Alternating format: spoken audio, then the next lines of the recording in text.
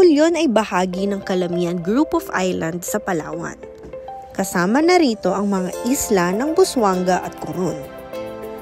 Para makarating sa Culyon Island, babiyahe muna ng halos 1 oras at kalahati mula sa Coron Port. Nandito tayo sa tinaguriang Island of No Return at Island of the Living Dead. Nandito yan sa Palawan, sa munisipyo ng Culyon. Pero ngayon, tinatawag na siyang Island of Hope. Alamin natin kung bakit.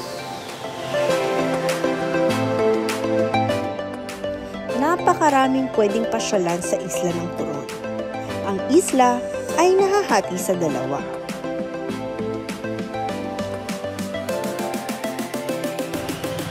Nandito tayo ngayon sa Barangay Libis, sa border ng Barangay Libis sa Culyon, Palawan. Ito ang border na kung saan naghihiwalay ang taong may mga leper at mga walang leper. So mula dito, papunta dito, ang mga taong walang leper, pagtawid mo naman dito, dito na mag-uumpisa ang mga taong may leper. So kung ikaw wala kang leper, hindi ka pwedeng tumawid dito sa lugar na to. Barangay Libis.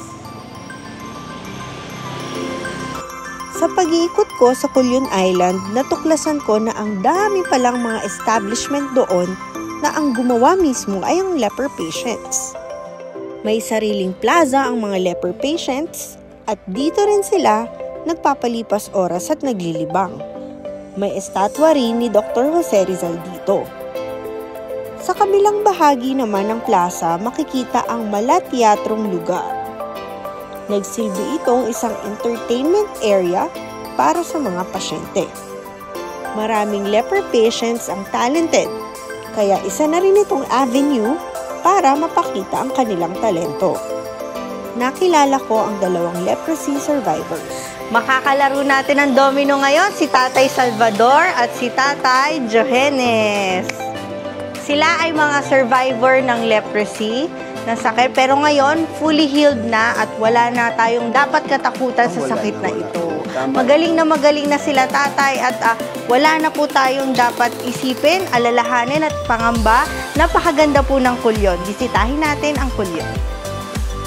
At ang paboritong pastime ng mga pasyente ay ang paglalaro ng domino.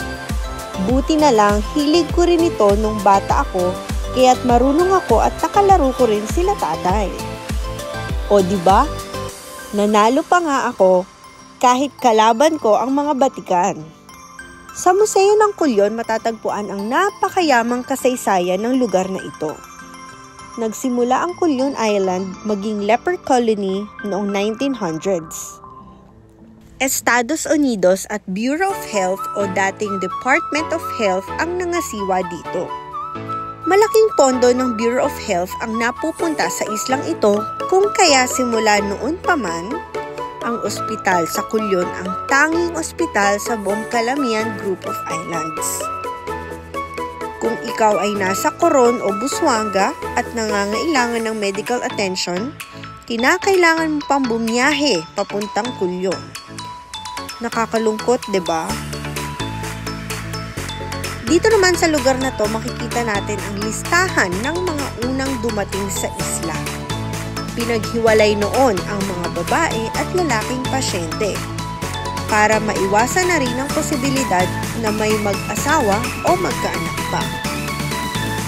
Pero may mga pasyenteng nag-aklas at walang nagawa ang mga namumuno, kaya't may mga nagsama pa rin mga pasyente.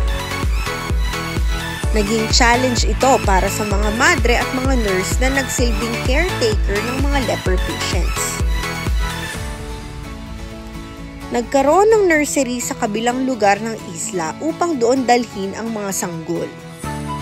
Pero bilang magulang o ina, maaari mo lamang dungawin ang iyong anak.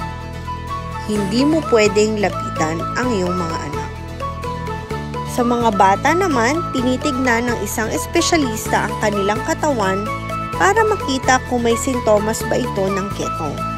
Dito sa loob ng museo ay napakaraming medical equipment na makikita.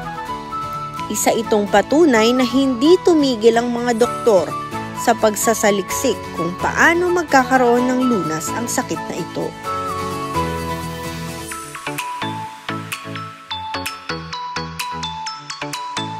Ganito naman ang naging itsura ng isang leper patient.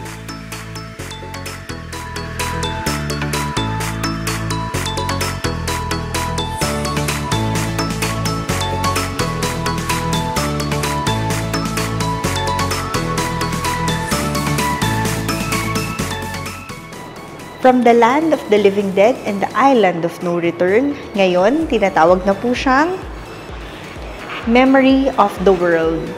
Discover nyo ang Culion Island, Philippines. Napakaganda po at napakayaman ng kasaysayan ng Culion Island dito sa Palawan.